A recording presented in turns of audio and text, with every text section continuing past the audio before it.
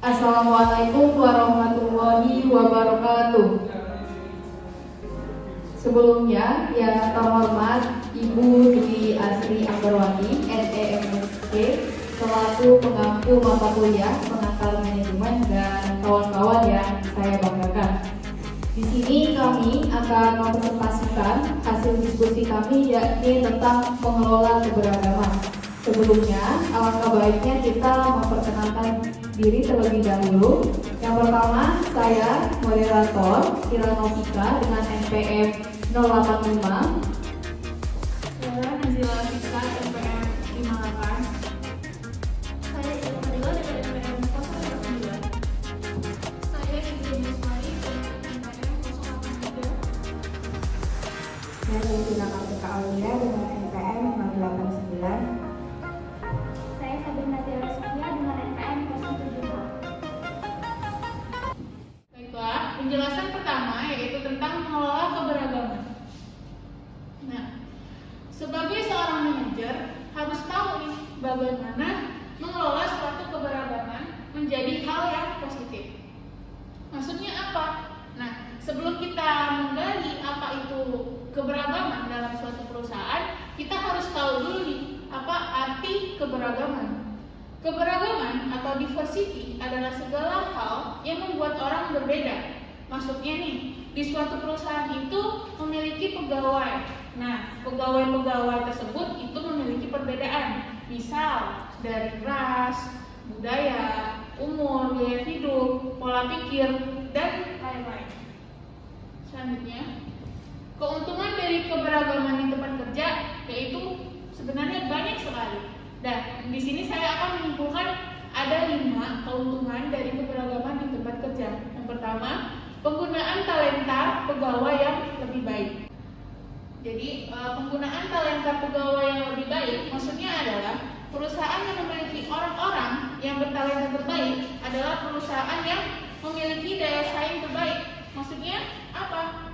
Yaitu seorang nih punya talenta yang pastinya harus dikembangkan dong. Berarti itu bisa meningkatkan produktivitasnya si perusahaan tersebut gitu. Yang kedua yaitu pemahaman pasar yang bertambah. Apa maksud pemahaman pasar yang bertambah? Yaitu pasar konsumen kini makin beragam. Tenaga kerja yang beragam dapat mengantisipasi dan menjawab kebutuhan pelanggan yang terus berubah secara lebih baik, ya kan? Sekarang kan banyak kebutuhan si konsumen itu kompleks, ya pastinya di zaman modern ini. Yang ketiga adalah itu pemahaman kepemimpinan yang bertambah. Keempat adalah kualitas pemecahan masalah oleh tim yang makin baik.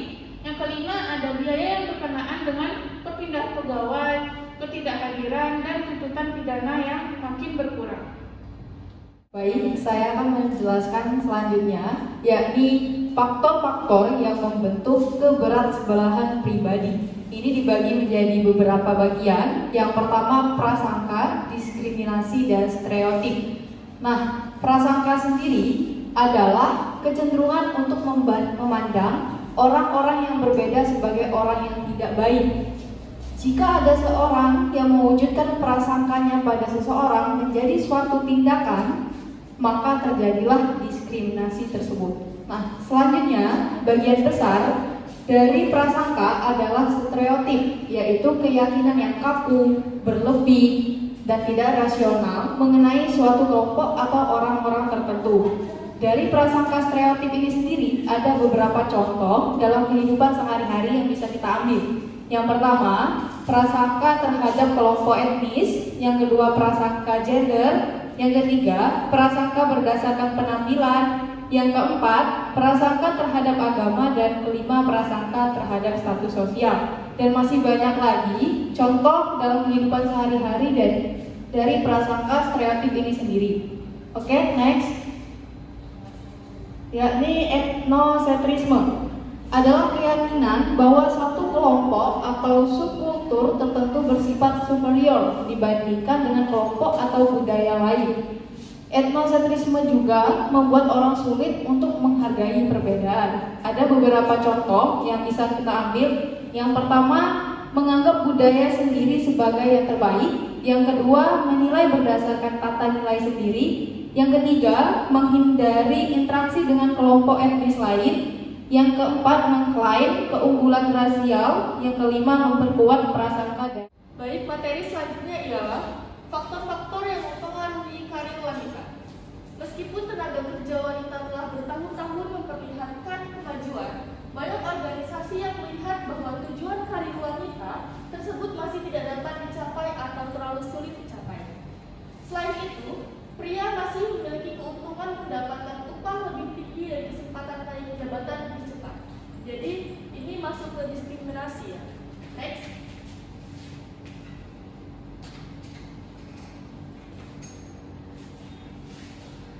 Selanjutnya ada atap kaca. Atap kaca adalah halangan yang tidak terlihat di mana memisahkan wanita dari jabatan manajer puncak. Wanita dapat mendongak dan melihat jabatan manajer puncak melalui atap tersebut. Tetapi mereka terhalang rintangan tidak terlihat, seperti stereotip atau sikap mayoritas yang menghambat kemajuan karir minoritas. Bukti bahwa atap kaca ini masih ada dapat dilihat dari distribusi wanita dan kaum minoritas yang ditempatkan di level-level bawah hierarki perusahaan. Next. Selanjutnya ada tren OPT out. Para pengajar OPT out mengatakan bahwa wanita memutuskan kesuksesan perusahaan tidaklah sebegitu pentingnya hingga harus mengurangi perhatian pada keluarga atau pada diri sendiri, menghadapi stres yang lebih besar dan menerima dampak buruk terhadap kesehatan. Next. Selanjutnya ialah materi tentang keuntungan wanita. Menurut James Gabarino, seorang penulis dan profesor pengembangan manusia di Cornell University, wanita lebih dapat melakukan lebih banyak dari apa yang dibutuhkan masyarakat modern. Memperhatikan, mematuhi peraturan, pandai berbicara, dan baik dalam hubungan dengan rekan kerja di kantor.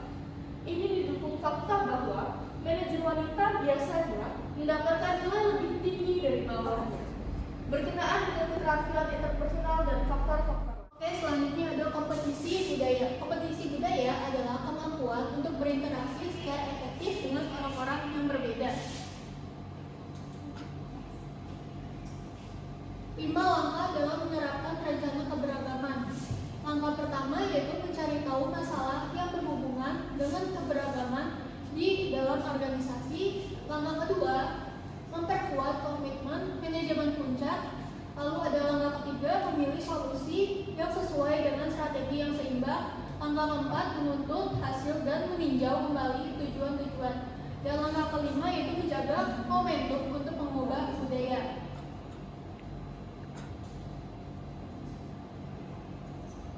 Inisiatif dan program keberagaman. Manajer-manajer saat ini memilih beragam solusi yang dapat menciptakan kompetisi kultural. Organisasi dapat mengembangkan inisiatif dan program yang berkenaan dengan permasalahan keberagaman yang unik. Inisiatif-inisiatif ini diantaranya adalah yang pertama yaitu mengubah struktur kebijakan. Perusahaan-perusahaan ke depan telah mengubah struktur dan kebijakannya untuk memfasilitasi dan mendukung keberagaman. Perusahaan-perusahaan juga mengembangkan kebijakan untuk mendukung perekrutan dan kenaikan jabatan yang dilakukan pada pegawai-pegawai yang ada. Contohnya itu ada di PT Telkom. PT Telkom sekarang itu mengalihkan tugas dan wewenang penanganan bisnis pada segmen wholesale dan internasional. Semulanya di bawah Direktur Enterprise dan Wholesale atau EWS menjadi di bawah Direktur Comprehensive Risk Management atau CRM. Yang kedua yaitu memperluas upaya perekrutan. Marathon Ashley Potrello menciptakan strategi perekrutan yang terdiri dari 6 poin untuk meningkatkan keberagaman, yaitu yang pertama melakukan perekrutan untuk keseluruhan organisasi dan secara fungsi. Kedua, membangun hubungan dengan sekolah tingkat 1 dan 2 untuk merekrut siswa minoritas. Yang ketiga, menawarkan pengembangan untuk kaum minoritas. Keempat, menawarkan beasiswa untuk kaum minoritas. Dan kelima, membangun program mentoring informal. Dan 6,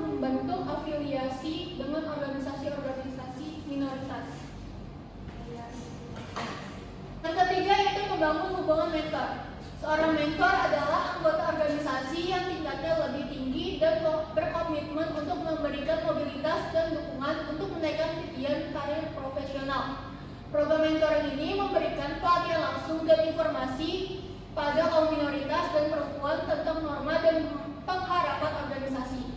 Program mentoring juga mengharuskan adanya diversifikasi manajemen menengah dan tinggi. Yang keempat, ada mengakomodasi kebutuhan khusus. Organisasi yang ingin mengusung keberagaman generasi haruslah mencari cara untuk memenuhi kebutuhan pekerja dari berbagai usia dan tempat dalam siklus hidup.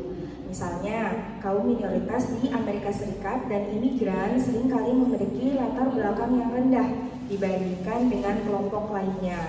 Maka, perusahaan harus bekerja sama dengan sekolah-sekolah atau suatu lembaga untuk memberikan keterampilan dasar agar memperbaiki kualitas pegawai sesuai dengan kriteria yang dibutuhkan oleh perusahaan tersebut. Yang kelima, memberikan pelatihan keterampilan keberagaman.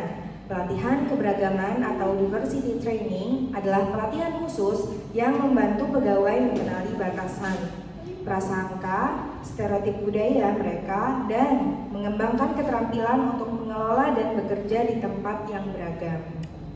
Yang keenam, meningkatkan kesadaran akan pelecehan seksual. Pelecehan seksual menciptakan lingkungan kerja yang tidak sehat dan tidak produktif. Untuk menghapuskan pelecehan seksual, perusahaan dapat menawarkan program kesadaran terhadap pelecehan seksual yang akan menciptakan kesadaran tentang pelecehan seksual yang melanggar hukum. Dan ada beberapa bentuk pelecehan seksual gitu, yang sebagaimana dijelaskan dalam oleh sebuah universitas. Ada bentuk-bentuknya, yaitu secara umum yang tidak pantas atau tidak sopan. Ada juga yang berupa permintaan dengan diiming-imingi hadiah, paksaan dengan ancaman hukum, serta kejahatan seksual dan pelanggaran hukum. Materi selanjutnya adalah inisiatif keberagaman yang baru.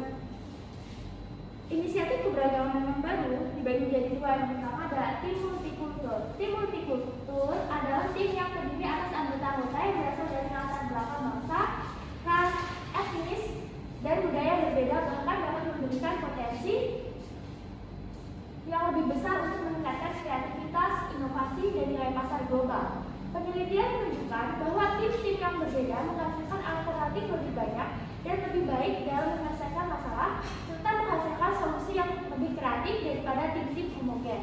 Selanjutnya, kelompok jaringan pegawai. Kelompok jaringan pegawai didasarkan pada identitas sosial seperti gender atau ras, dan diatur oleh pegawai-pegawai untuk difokuskan pada perhatian pegawai di kelompok tersebut. Kelompok jaringan adalah cara yang baik untuk mengurangi keterasingan sosial bagi wanita dan kaum minoritas, untuk membantu pegawai-pegawai agar menjadi pekerja yang lebih baik dan memungkinkan anggota-anggotanya untuk mencapai kenaikan yang lebih besar. Baik, sekian presentasi dari kami. Semoga dapat bermanfaat bagi kita semua. Apabila ada yang kurang dipahami, silakan dipertanyakan di kelas. Sebelumnya kami akhiri. Wassalamualaikum warahmatullahi wabarakatuh.